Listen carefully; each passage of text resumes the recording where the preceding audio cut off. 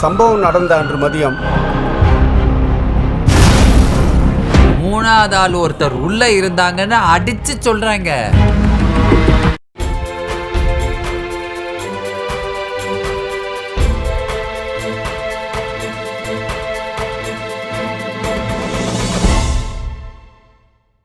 பிரசாந்த் நடிப்பில் அந்தகன் படத்தை பற்றி தான் பார்க்க போகிறோம். உண்மையிலே ரொம்ப நாளைக்கு கழிச்சு இந்த அந்தகன் எப்போ வரும்னு பார்த்துட்டு இருந்தோம். ஆனால் ஒரு வழியாக இந்த வெள்ளிக்கிழமை ரிலீஸ் ஆகிடுச்சு. நாங்களும் ஒரு ஆவலோட போய் படம் பார்த்தோம். உண்மையிலே வந்து ஒரு ஹாலிவுட் படம் பார்த்த திருப்தி இந்த அந்தகன் படம் பார்க்குறப்ப இருந்தது. எனக்கு ரொம்ப பிரசாந்த் பிடிக்கும். ஏன்னா வந்து நான் நிறைய கண்ணீரை தோன்றியில் ஆரம்பித்து நிறைய படங்களில் பிரசாந்தோட ரசிகனாகவே நான் இருந்திருக்கேன். ரசிகனாகவே இருந்தப்போ அவர் டான்ஸு ஃபைட்டு இதெல்லாம் ரொம்ப பிடிக்கும் எனக்கு. சரி, இந்த பிரசாந்த் அந்தகன் எப்போ வரும்னு நானும் ஆவலோட எதிர்பார்த்துருந்தேன். இந்த ஆவலை வந்து உண்மையிலேயே ஒரு பூர்த்தி பண்ணிச்சு இந்த படம். நிறைய படங்கள் பார்ப்போம். ஏன்னா இந்த படம் வந்து என்னடா அந்ததூன் ஹிந்தியில வந்து ரீமேக் இது நமக்கு தெரியும். அதில் வந்து நேஷனல் அவார்டு அப்போ பாக்ஸ் ஆஃபீஸில் ஒரு 30 கோடி கலெக்ஷன் பண்ண படம்.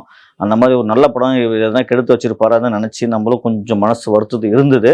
ஆனால் அதெல்லாம் மீறி இந்த அந்தகன் படம் வந்து தியாகராஜன் சார் டைரக்ஷனில் ஒரு ஹாலிவுட் படம் பார்த்தா எப்படி இருக்குன்றத அருமையாக பண்ணியிருந்தாரு. ரவி யாதவ் உண்மையிலே கேமரா ஒர்க்லாம் பார்த்தீங்கன்னா அப்பா கண்ணில் ஒத்திக்கலாம் அந்த அளவுக்கு இருந்தது. சந்தோஷ் நாராயணன் மியூசிக்கும் பார்த்தீங்கன்னா ரொம்ப இந்த படத்துக்கு என்ன தேவையோ அது அளவோடு அழகாக திருப்தியாக கொடுத்துருந்தாரு. உண்மையிலே இந்த படம் ஒரு ஃபுல் மசாலா பார்த்த மாதிரி இருந்தது. இது வழக்கமான தமிழ் சினிமா மாதிரி இல்லாமல் வழக்கமாக காதல் லவ் சப்ஜெக்ட் அப்படிலாம் இல்லாமல் ஒரு கிரைம் ஒரு இடத்துல நடக்கும், இன்வெஸ்டிகேஷன் ஒரு பக்கம் போகும், ஒரு பக்கம் பார்த்தீங்கன்னா ஒரு லவ், ஒரு பார்வை இல்லாதவன் இவனுக்கு பார்வை இருக்கா இல்லையான்னு தெரியாமல் ஒரு விஷயம் இந்த பக்கம் போகும். இன்னொரு பக்கம் பார்த்தீங்கன்னா ஒரு சின்ன ஒரு அந்த வீட்டுக்கு ஒரு பையன் இருப்பான். அந்த பையன் வந்து ஒரு வீடியோ எடுத்து பிரசாந்துக்கு பார்வை இருக்கா இல்லையான்னு கண்டுபிடிக்க ஒரு வீடியோ எடுப்பான். அந்த பக்கம் ஒரு சுச்சுவேஷன் போவோம். இன்னொரு பக்கம் போலீஸு சிம்ரன் 2 பேருக்குள்ள இல்லீகல் உறவு அந்த பக்கம் ஒரு கனெக்ஷன் போவோம். இன்னொரு பக்கம் ஊர்வசி யோகி பாபு கிட்னி திருடுறவங்க அந்த பக்கம் ஒரு பக்கம் போவோம். அந்த பக்கம் பார்த்தீங்கன்னா KS ரவிக்குமார் இருப்பார், அந்த ஒரு கேங் அந்த பக்கம் போவோம். இந்த மாதிரி ஒரு 4 ஸ்டோரி இருக்கும் இந்த படத்தில். இந்த 4 ஸ்டோரி ஒன்றா வந்து இந்த பார்வை தெரியாத பிரசாந்துக்கு பார்வை கிடைச்சதா இல்லையா, திருப்பி பார்வை தெரிஞ்சு நடிப்பாரா இல்லையா, இல்லை பார்வை கிடைச்சதா இல்லையா, கிளைமேக்ஸில் வந்து இவங்கெல்லாம் வந்து பிரசாந்துக்கு துரோகமாக பண்ணுவாங்க. ஆனால் துரோகத்துக்கு உச்சம் என்ன ஆச்சுன்றது தான் இந்த படத்தோட கதைன்னு சொல்லலாம். ஆன்லைன் பார்த்தீங்கன்னா ஒரு பார்வை இல்லாதவன் ஒரு கொலையை பார்க்குறான்.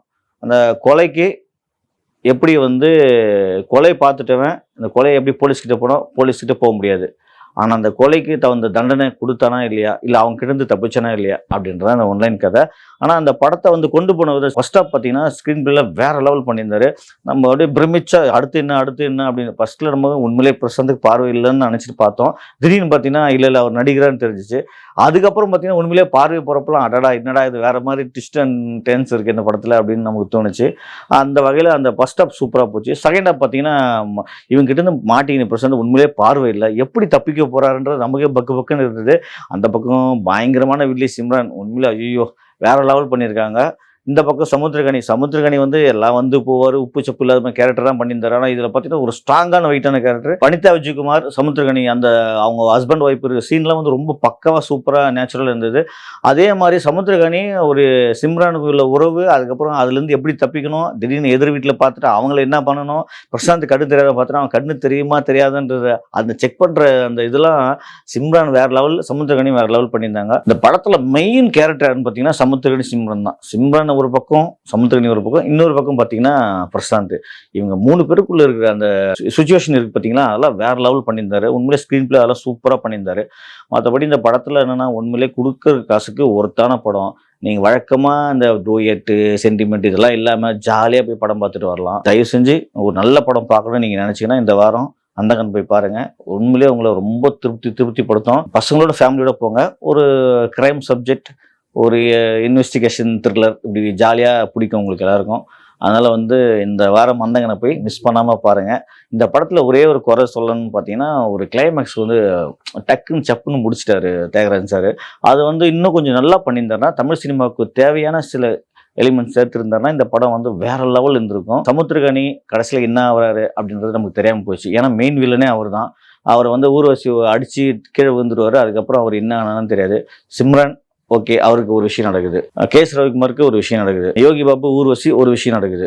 ஆனால் சமுத்திரகனிக்கும் வனிதா விஜயகுமாருக்கும் என்ன நடந்ததுன்னு நமக்கு யாராலும் யோகி முடியும். ஏன்னா அவங்க பயங்கரமான கெட்டவங்க. அந்த கெட்டவங்களுக்கு இந்த உலகத்தில் வாழ விருப்பம் இல்லை, விருப்பம் நம்மளும் விடக்கூடாது. அந்த கெட்டவங்களுக்கு ஒரு பழி வாங்கி ஒரு தீர்வு சொல்லியிருந்தா அந்த அந்தகன் முழு திருப்தியோடு நமக்கு முடிஞ்சிருக்கும். அதை கொஞ்சம் மிஸ் பண்ணிட்டாருன்னு தோணுச்சு. இந்த படத்தில் அந்த ஒரு குறை தவிர இந்த படம் 2 மணி நேரம் 15 நிமிஷம் உங்களை விறுவிறுப்பு ஜெட் வேகத்தில் கொண்டு போவோம். மிஸ் பண்ணாமல் அந்தகனை பாருங்கள். இந்த வீடியோ உங்களுக்கு பிடிச்சிருந்தா லைக் பண்ணுங்கள், கமெண்ட் பண்ணுங்கள், ஷேர் பண்ணுங்கள், சப்ஸ்கிரைப் பண்ணுங்கள்.